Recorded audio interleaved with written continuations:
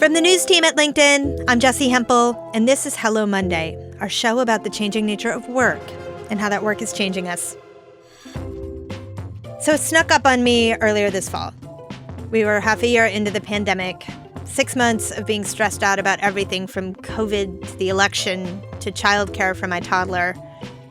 I'd been going and going, zooming, and thankfully it had mostly been going okay, except that I was just so exhausted, a stale feeling, so burnt out. And it wasn't just me. Sarah Storm, our producer, was feeling the same way. I threw the question out to listeners, and you all agreed you were feeling it. Which brings me to today's guests, doctors and sisters, Emily and Amelia Nagoski. They have a great book out. It's called Burnout, The Secret to Unlocking the Stress Cycle. Emily, Amelia, and I talk about what causes burnout. We talk about emotional exhaustion, how emotions work in our bodies physically, and we get to the fix. The fix to burnout and exhaustion and to all the bad feels we're feeling is not a secret. When we feel all the way through them, we get to connection, to the people we love, and to ourselves. And that, it turns out, is how you fix burnout. Here are Emily and Amelia Nagoski. Emily starts us off. So the original definition of burnout from Herbert Freudenberger back in 1976 included three components. It was work-related, and it had to do with decreased personalization, a decreased sense of accomplishment, and emotional exhaustion.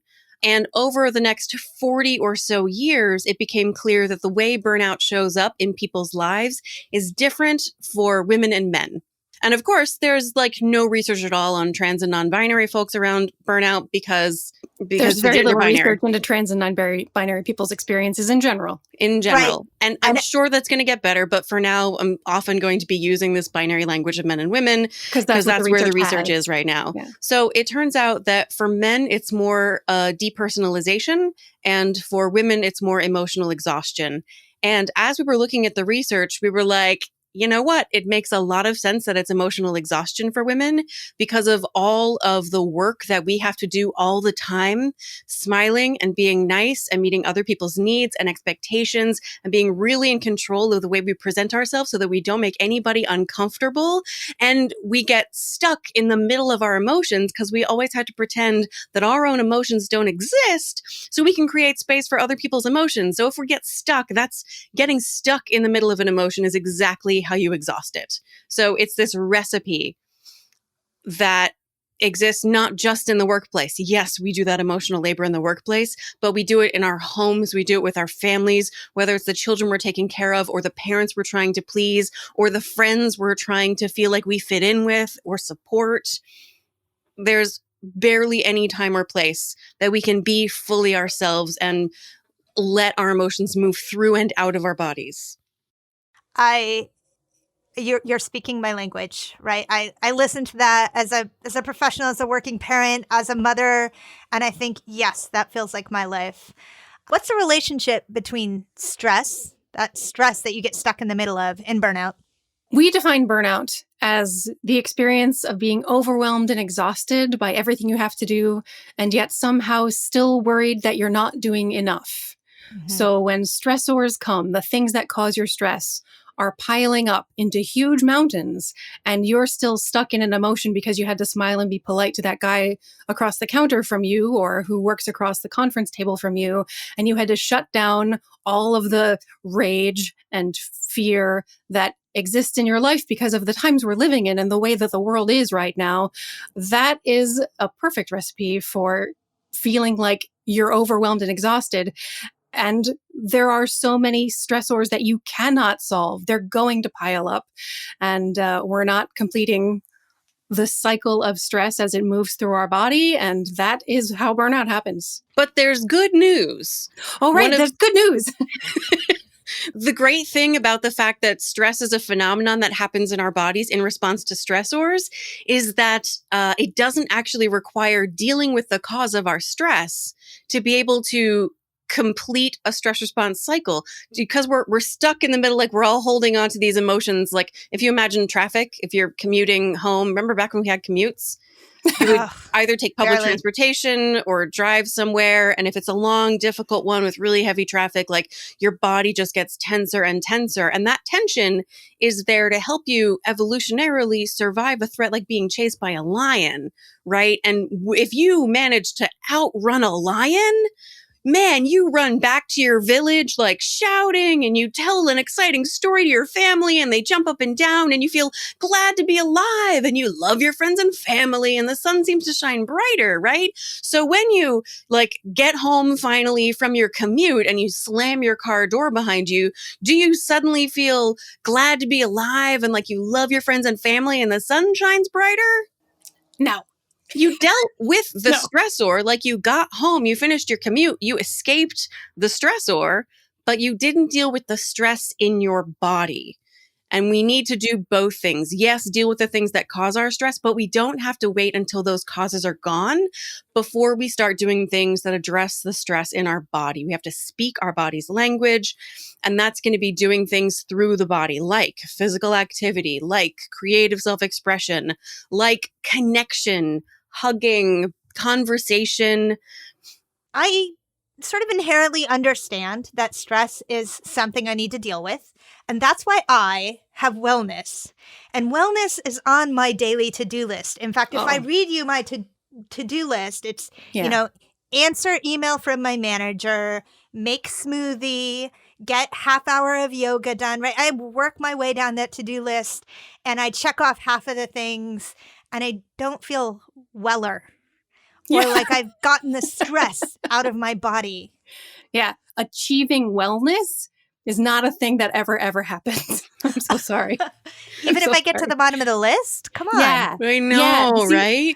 I know. It's not fair. But like, so wellness is not a state of mind or a state of being.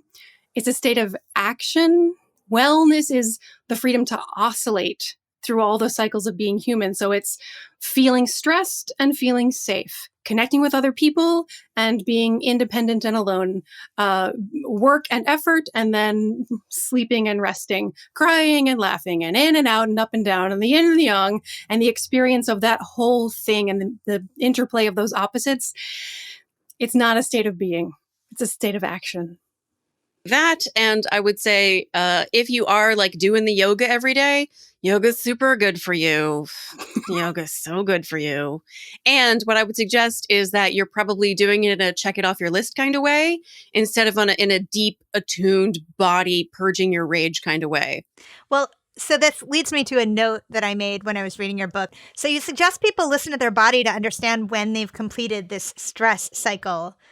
What if you're thinking, I can't hear my body? Girl, I was so great at ignoring my body. I had no idea. Like, okay, small scale. We've all experienced like looking up from our computers after being there. We don't even know how many hours we've been there. And like, we really have to pee. And we just didn't even notice that was happening. And we're finally like, oh, now I can, the noise from your body, the signal is so loud that you can no longer ignore it. Your body is sending you so many signals and we are ignoring them. And a lot of us, like me, are really good at ignoring the signals until they are screaming at us. Here's the good news. You can learn how to listen. It's called interoception, the ability to perceive what's going on inside your body. Some people are better at it than others, but it is a teachable skill. But it does take some practice. Well, so tell me a little bit about how the two of you came to writing this book on burnout. So it all started when I wrote a book called Come As You Are, The Surprising New Science That Will Transform Your Sex Life. I am first and foremost a sex educator, but it turns out that the best predictor of a woman's sexual well-being is, surprise, her overall well-being. And so there's a chapter in that book on stress and relationships and feelings. And in the 6 months after it was published back in 2015, I was traveling all over talking to anyone who would listen about the science of women's sexuality. Which was everyone. It was right? Any people, you'd be surprised. People are reluctant. But fair enough. I mean, it was going really well. I was having a great time. But this thing kept happening where women would approach me after a talk and say, so all that sex science, that's great. Thanks for that. But the part that changed everything for me was not the sex part. It was the part about stress, about completing the cycle and feeling your feelings. And I was surprised by this. I knew it was important, but I didn't think it would be the most important thing in the book. So I told Amelia. Yeah, and I was not surprised at all. I was like, do you remember that time that I was hospitalized for basically stress-induced inflammation and the doctors couldn't figure out what was wrong with me? And you brought me all that information and I learned this.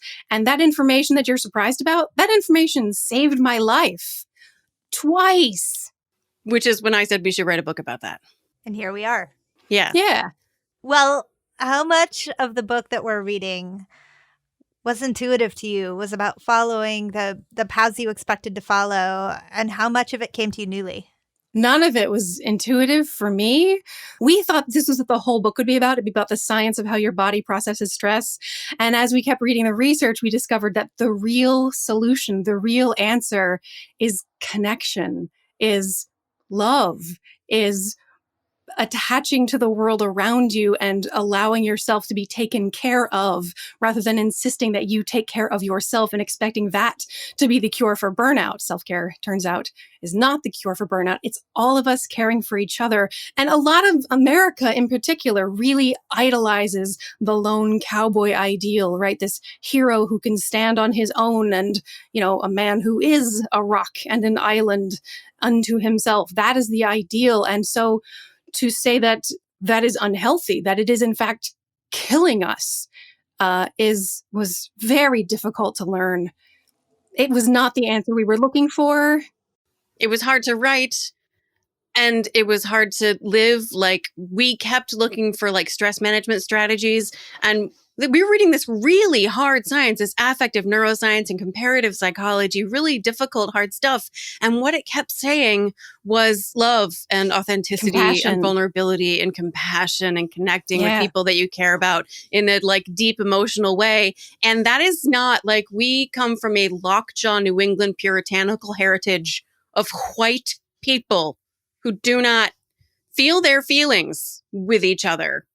And we had to, because the science was just irrefutable. We're confronted with the fact that this is how you do it. So the hardest part of the book was actually practicing what we preached. We transformed our relationship with each other in the process of writing the book. I think that your book has an easy ask and then a harder ask. But the harder ask speaks directly to the moment that we're in and a lot of the burnout that we're feeling. And the easy ask actually sounds hard. It's what we've been talking about. It's this idea that you got to learn to feel your feelings, because until you've learned to do that, you don't have the tools to do anything else. And you have some great strategies for that in the book. Read the book. We're not going to go over them here. I want to get to this idea of feeling your feelings with other people in an honest and authentic way, because that is the holy grail. That's how you get to connection. And we've actually talked a bunch about this on the podcast this year. It's become harder to do this, especially with the people that we live with. In the time that we've been speaking to people during the pandemic and the need to isolate, quarantine, lockdown, we've observed two extremes. People who really thrive in isolation are doing well in isolation from the rest of the world. But if you're an introvert who's isolating with your family, you then have no boundaries anymore and you don't actually have any real isolation. And on the reverse side, extroverts who ordinarily thrive by connecting in the real world are now isolated from that kind of energy. So this is not a situation that's good or natural or nourishing for anybody. And connection is another one of these natural oscillations, the cycles built into being a mammal. We are designed to oscillate into connection. It can get really deep into connection, but then to oscillate back out into autonomy. We are not designed to go deep in connection and stay connected all the time. That's just not how we're built. So in addition to being about introverts and extroverts, a third of households in America are one-person households. So there are all these people who are having to work really hard and be creative to find any kind of connection. And then there's other people who are at home all the time with their families. And even if their families are like their favorite people in the world, you're with them all the time and you need time alone, separate. Like you need to be able to lock the door and be by yourself, go for a walk and be by yourself. And the expectation that you will just stay together all the time is not good for anybody. It's literally not how our bodies are built. No matter how delicious the food is, it feels good to stop when you've had enough. And no matter how excellent the company is, it feels great to be alone when you've had enough company. You need it. It's really, really true. I would imagine that there are opportunities in your book for us to deploy some strategies to both be more in touch with our own feelings, but also maybe then to bring more to the people that we spend every day with, even if we do spend every day with them. There are some really clear exercises about ways you can connect to each other. And when you do an exercise that's recommended by research psychologists, it sounds sort of trite and silly. But actually, when you put that kind of a frame around it as a let's do this thing these advice people told us to do, it actually sets a boundary that is comforting. So for example, the 30-minute stress-reducing conversation is a thing. First, one person talks about their day and the other person listens in a way that is all about like empathy and I can't believe that Goomba said that to you and we're on the same team and you're not trying to help solve their problems. You just want to understand really deeply and cheer them on. And then you switch. And at the end of it, you just feel supported without feeling in any way criticized, without feeling in any way like you could or should have done a better job than you did, just held in like, we're a team together. And it doesn't matter how exactly long, if you have 5 minutes each or 15 minutes each. What matters is that each person gets to speak for long enough that they get through the things that are hard and they're not stuck at the end of their time, like at peak stressed outedness. But they get to talk all the way through until they kind of get through the stressed part of the talking it through. But that there is kind of a bookmark at the end to say, and now here's a reason to stop, and the other person will take turns. You know, so much of what you're talking about speaks to going all the way through an experience, to letting it have its natural arc. What are some of the strategies that you have to help us to figure out how to do that? Another way to ask this is, you're really asking me to hug somebody because I am not a hugger. So one of the important things is if it is not a strategy that works for you, find another strategy. Almost no strategy works for both of us. We have very little overlap in what's effective for us. So if you are not a hugger, don't use the 20-second hug, for example. If you are not an exerciser, don't use physical activity. If you're not a crier, cool. And if you're not a crier, that might be because you're stuck in the middle of a bunch of stuff. So try on the possibility of creating a context to like allow crying to happen if it wants to. I know there are people who say crying never solves anything, but they don't know the difference between dealing with the stress and dealing with the thing that caused the stress. Rarely, sometimes, but rarely does crying ever actually deal with the thing that caused the stress. But boy, can it do a good job of completing the stress response cycle. It lets your body release all the stuff that got activated in your body so that you can be calm enough actually to address the thing that caused the stress. Well put. Yeah, I think the answer to how do you move through the tunnel and complete the cycle is you have to do a thing. Do a thing. And a thing is anything that's not nothing. I think a lot of the reason Emily was kind of gesturing towards where if you're not a crier, maybe it's because you're stuck. There are barriers to these things that we know are good for us. We know that sleep is good for us. We know that exercise is good. We even know that connection and creative self-expression are good for us. But there is a barrier that gets in the way, this thing we call human giver syndrome. But to shortcut right through all of that context, is just that society tells us some of these things are acceptable and morally superior, like physical activity is definitely good. You should definitely be doing that, and the world will applaud you for your efforts. But sleep? How dare you? That's lazy. You spend time in bed when you could be helping something. You could be helping someone else. So selfish, not just not efficient. It's a waste of time. You're spending that time sleeping when you could be double checking somebody's homework. I mean, It feels to me like you're talking about capitalism and patriarchy right here. I mean, yes. That is the problem. Yes. That is the barrier. Well, I think we should name it then, right? Let's break this down and make it very simple for people who perhaps did not, like me, go to a liberal arts college that introduced the word patriarchy on the first day of school. During orientation. Yeah. Yeah. Whole sessions on it. How does this manifest differently for women and why? We took our frame from a moral philosopher named Kate Mann. She wrote a book called Down Girl, The Logic of Misogyny, and it outlines the logic of misogyny. And the foundation of misogyny is this situation she describes where in the world there are two kinds of people. There are human beings who are morally obligated to be their humanity, to live and express their humanity, and to acquire whatever resources are necessary to accomplish that morally obligated goal. On the other hand, there are the human givers who are morally obligated to give everything they have, their humanity, their time, their lives, their bodies, to the human beings. Guess which one she says the women are? It's the human givers. And being a giver is not inherently dangerous or bad for you. Being a human giver, in fact, if you are surrounded by other givers, is a way to thrive in an environment. Being a human giver surrounded by human beings who feel entitled to everything you have and are is a recipe for burnout.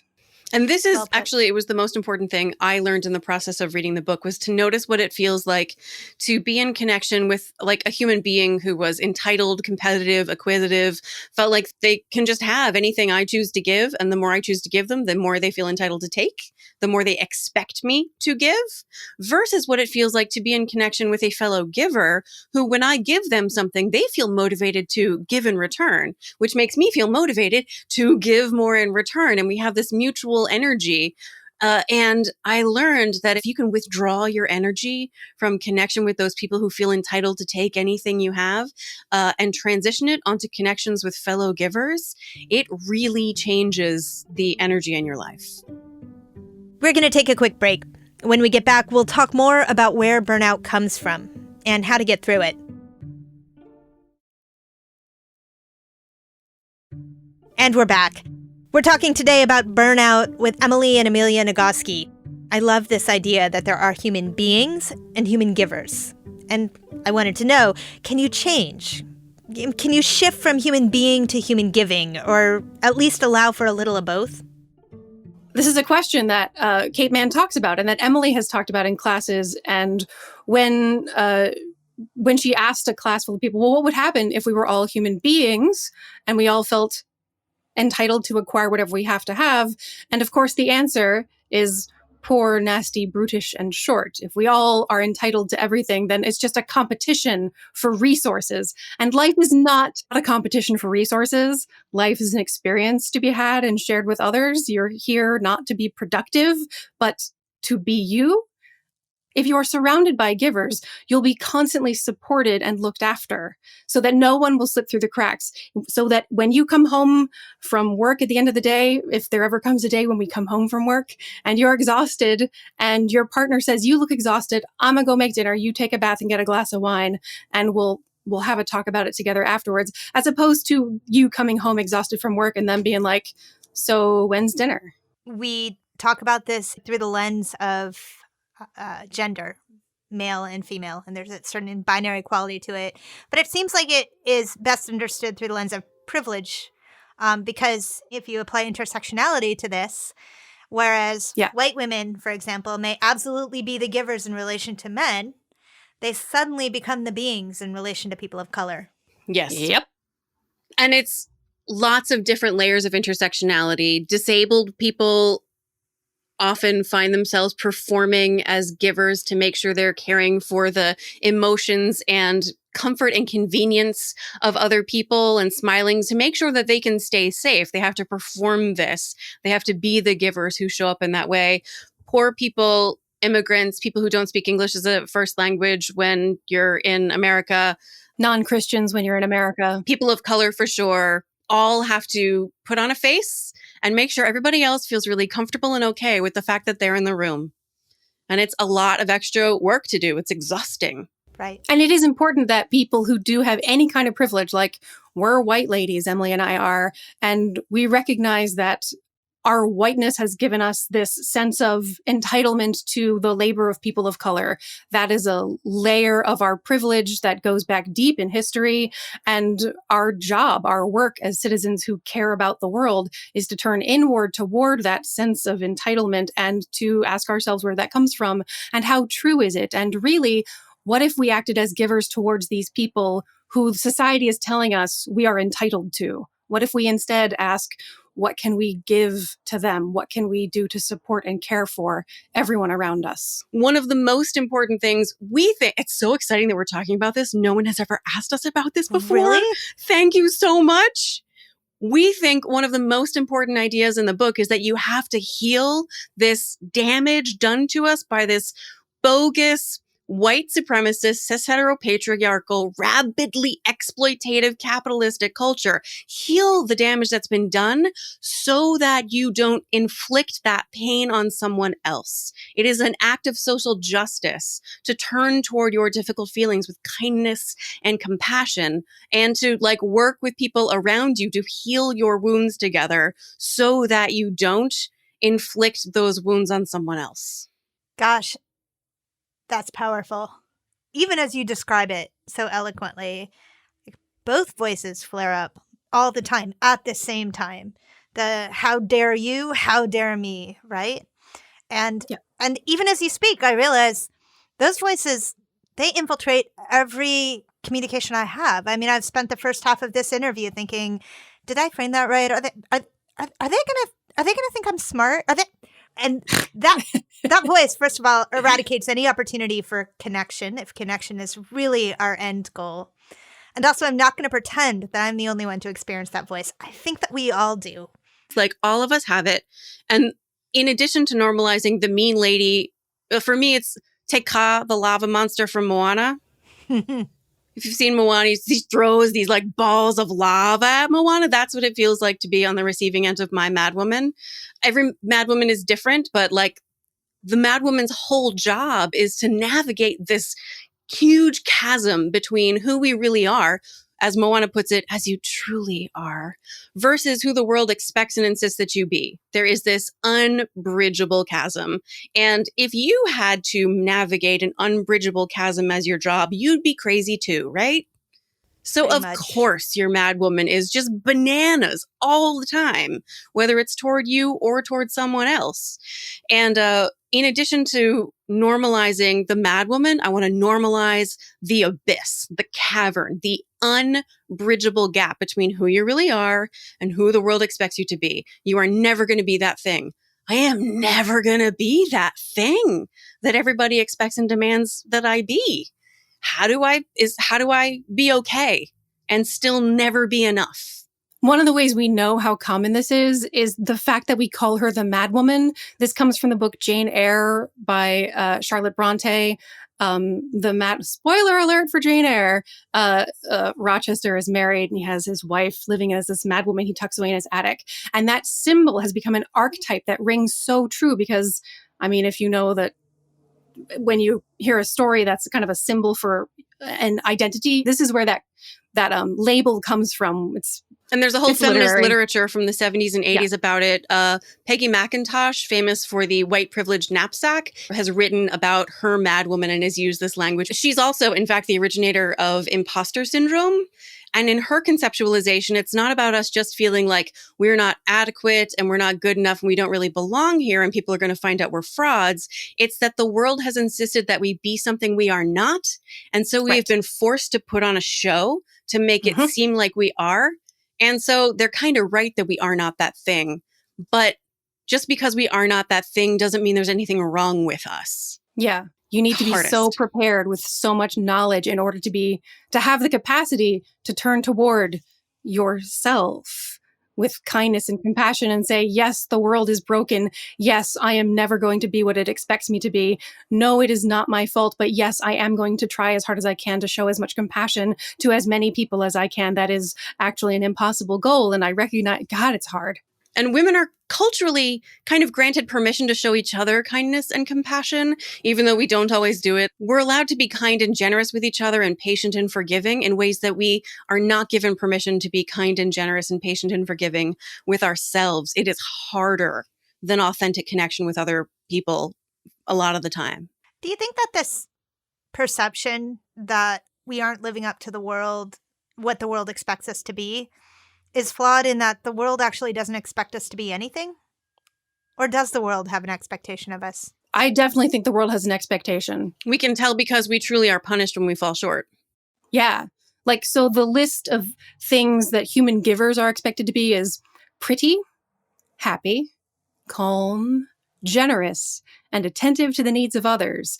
And if you fall short in any of those ways, you will be punished by society. So take pretty, for example, as the very first one. If you don't conform to a very specific, very narrow, conventional beauty ideal, the world is going to tell you that you need to invest all of your time and energy and resources in conforming to that beauty ideal, or you will not get that job. You will not get the interview even. You will not certainly be able to keep it or get a promotion. You're more likely to be paid less and to be bullied in school as a kid, not just by other kids, but by your Teachers. Absolutely. Point really taken. I kind of wanted to give you the answer like, yeah, like we put these priorities on ourselves and we just make it up and we beat ourselves up and it really doesn't matter, but it actually, like, it's real.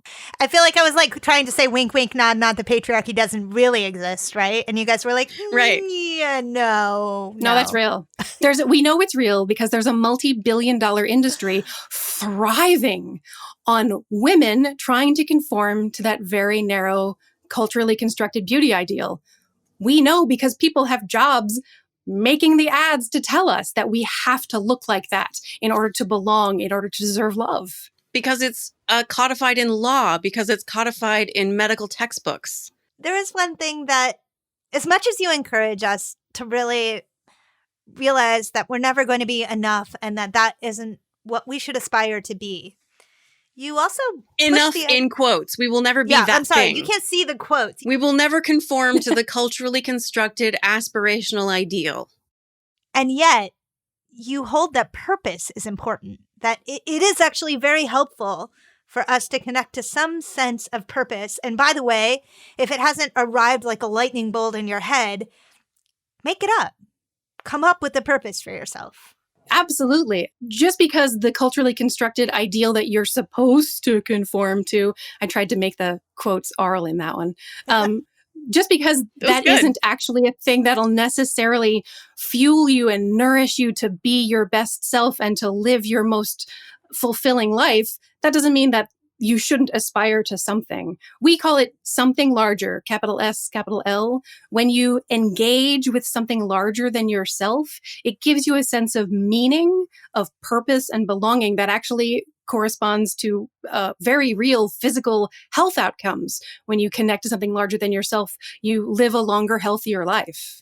We define meaning as what you make when you engage with something larger than yourself. So meaning is not something you find, it is a thing you make. And just as the mere existence of green vegetables is not enough to nourish you, the mere existence of your something larger is not enough to fill you with meaning. You have to engage with your something larger so that you can be nourished by it. But the cool thing about your something larger is that unlike vegetables, it lives inside you. You're permanently connected to it. Nothing can separate you from the something larger. And once you know that, it becomes much easier to engage in it because just like exercise and sleep and good nutrition, one of the barriers that gets between individuals, especially women, and something larger than themselves is the cultural pressure to do a thing that the society deems as important. Being of service is a thing that women are, very proud to say that I am of service because that's an okay thing for a woman to do. For a woman to say she wants to leave a legacy, that is not quite as acceptable. And if that is your something larger, leaving a legacy behind, society is not going to be as approving, and there's going to be friction between you and the world.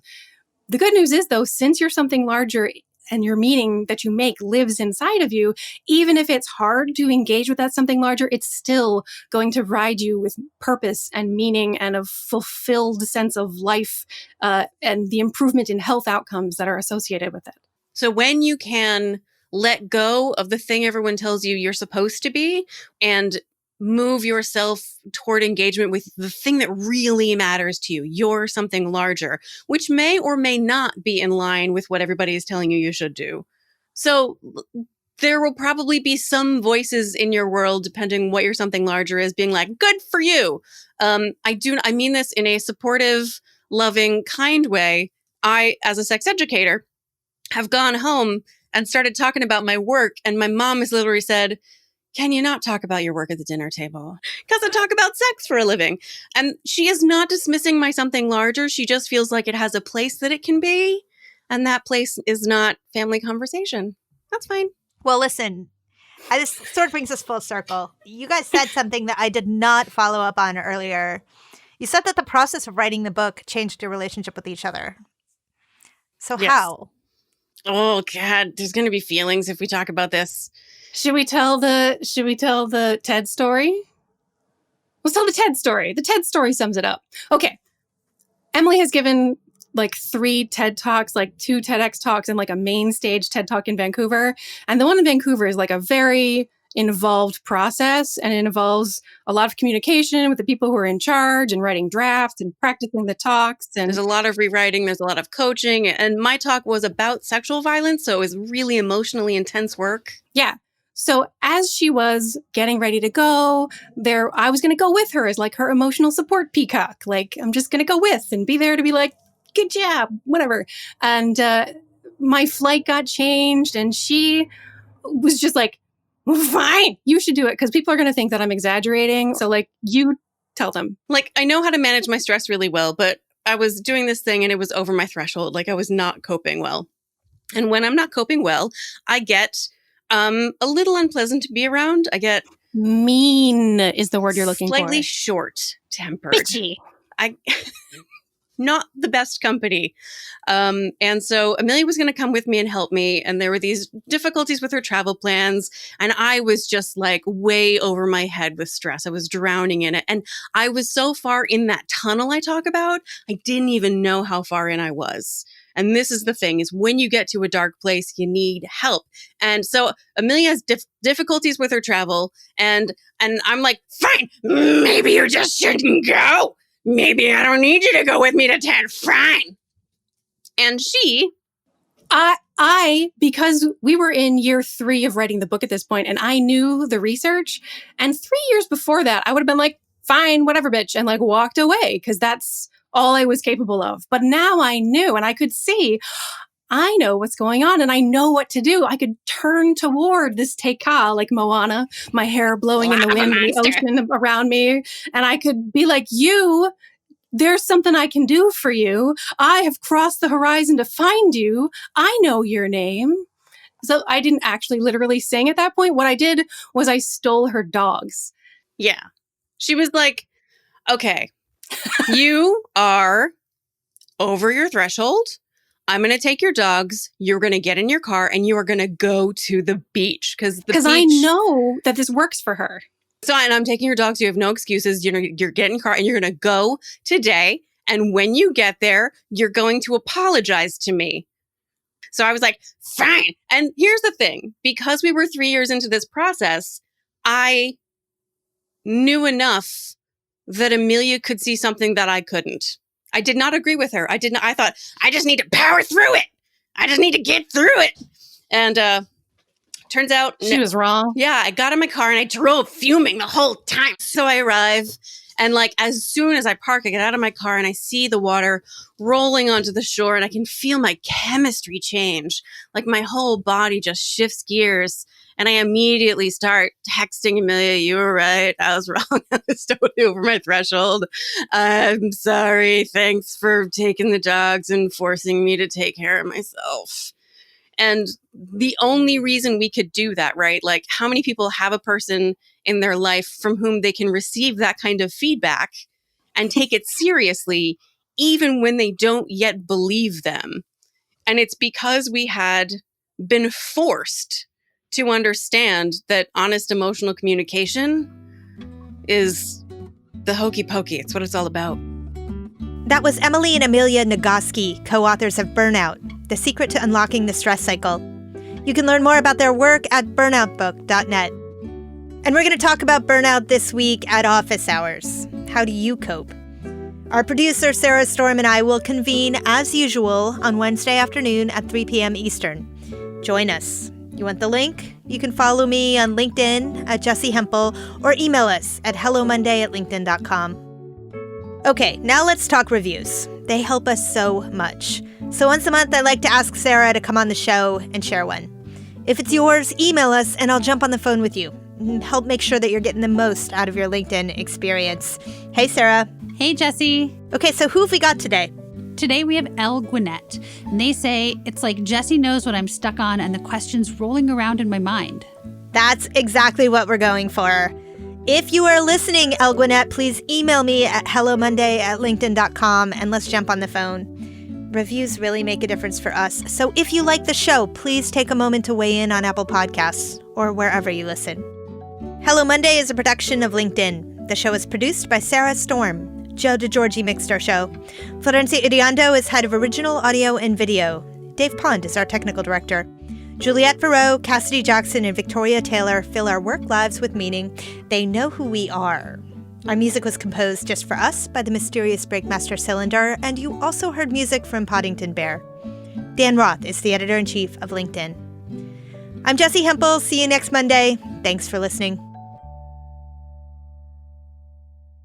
Emily, the call isn't out there at all. It's inside me. Okay, go ahead. Go ahead, Emily. Moana is the Maori word for ocean. She's not called by something out there. She's called by something inside herself. She called herself to cross the ocean and restore the heart of Te Fiti. I am a recent convert to the film, and now having a toddler at home and looking for good films with strong female characters. Moana is amazing. Lin-Manuel Miranda, he's our only hope.